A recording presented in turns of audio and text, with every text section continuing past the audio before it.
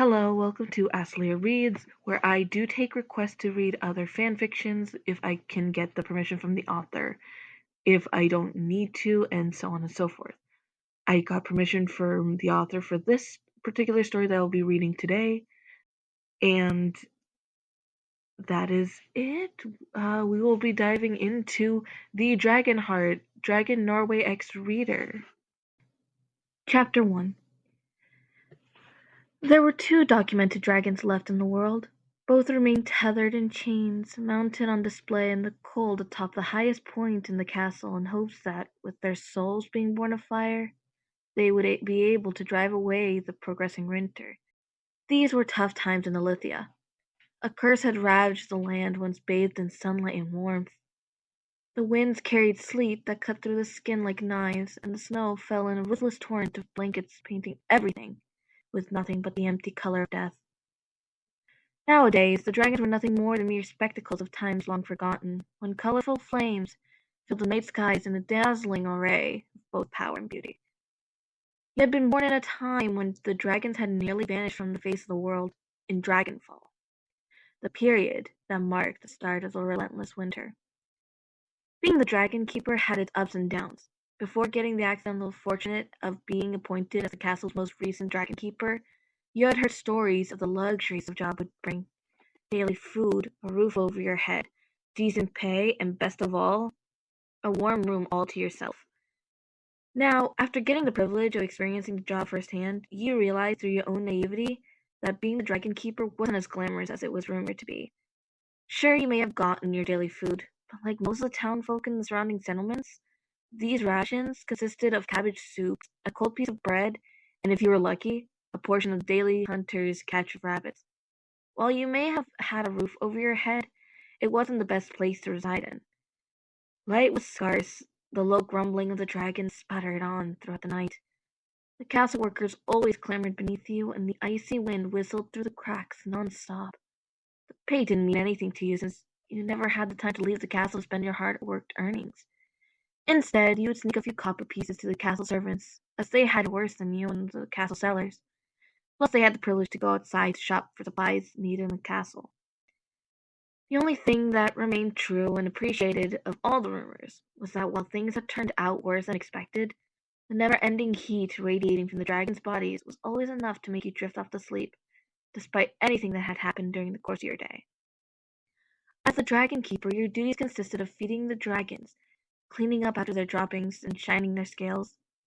Since it had been so long since anyone had seen the dragon, if anyone still lived to share their knowledge, any information about how to properly take care of them was lost along the way.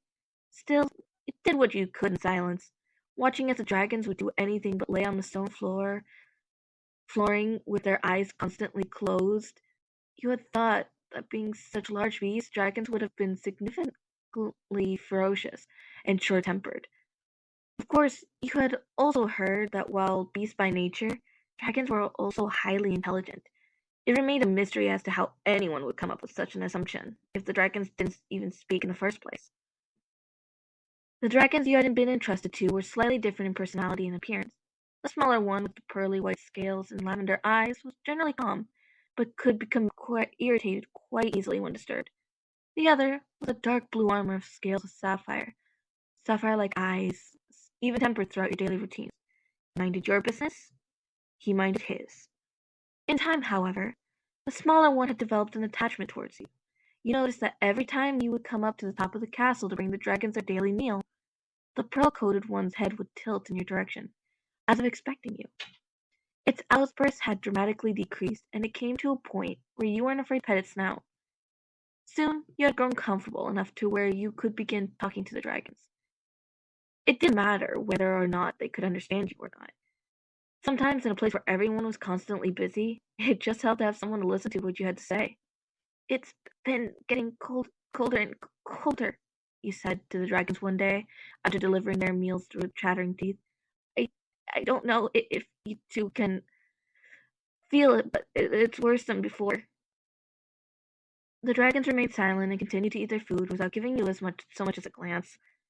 You sighed, breathing condensing into the frostbitten air in an icy puff. I wonder if you two really have the power to end this curse.